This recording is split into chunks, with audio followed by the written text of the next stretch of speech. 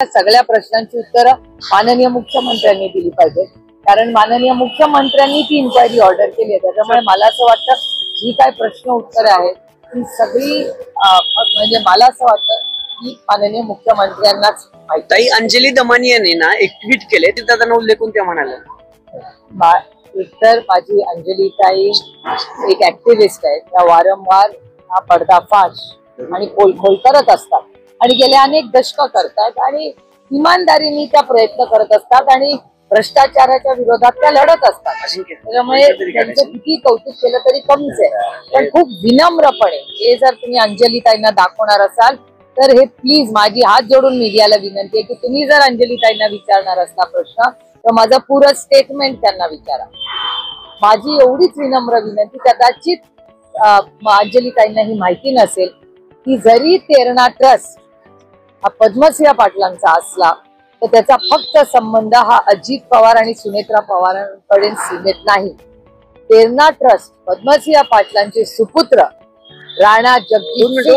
तुम्हाला आठवत असेल घाबरले ना ताई, तेरणाच बोलत होता तुम्ही अजितदादा आणि सुनेत्रा पवारांचा संबंध आहे। मला विनम्रपणे सॉरी अबाउट दिस मला एवढंच विनम्रपणे सांगायचं अंजली ताईंना की तेरणा ट्रस्ट हा जरूर पद्मसिंह पाटील साहेबांचाच आहे, पण एक कदाचित माहिती त्यांच्यापर्यंत पोहोचली नसेल की हा तेरणा ट्रस्ट, तुम्हाला आठवत असेल तुमच्याच सगळ्यांच्या चॅनल मध्ये मागच्या आठवड्यात एक तुम्ही बातमी दाखवली की तुळजापूरला जो माणूस ज्याला अरेस्ट झाली, ज्याला अरेस्ट केली अशा माणसाला जो मध्ये आणि इथल्या तिथे कुठे नाही, जे आपलं श्रद्धास्थान आहे तुळजा भवानी मंदिर जिथे आपलं श्रद्धेचं स्थान आहे, तिथे जो माणसाने मध्ये अडकलाय त्याला भारतीय जनता पक्षामध्ये घेतला, ते राणा जगजीत सिंग ते आता हा ट्रस्ट बघतात। म्हणजे हा प्रश्न फक्त अजित पवार सुनेत्रा पवारांपर्यंत सीमित नाही, तर राणा जगजीत सिंग हे भारतीय जनता पक्षाचे आमदार आहेत आणि जो मी मागच्याच आठवड्यात माननीय मुख्यमंत्र्यांना विनम्रपणे विनंती केली होती की माननीय देवेंद्रजी, आपण ड्रग्ज मध्ये जर देवेंद्रजी पूर्ण ताकदीने मुक्त महाराष्ट्र करणार असतील तर आम्ही आमचे सगळे मतभेद सोडून देवेंद्रजींच्या मागे खंबीरपणे आम्ही उभं राहू, कारण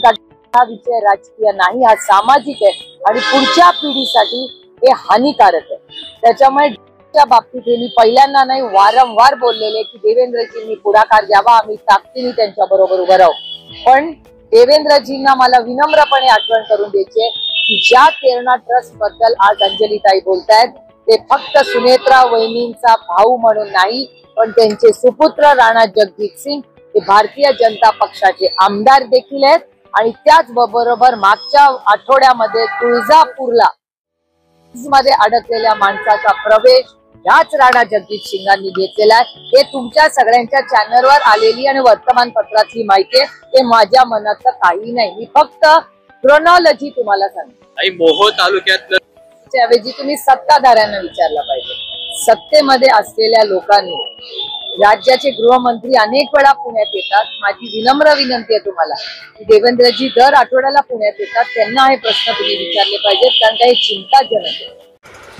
नवीन घडामोडी पाहण्यासाठी आजच आम्ही मुंबईकर 24 तासला लाईक करा, सबस्क्राईब करा आणि अपडेट रहा।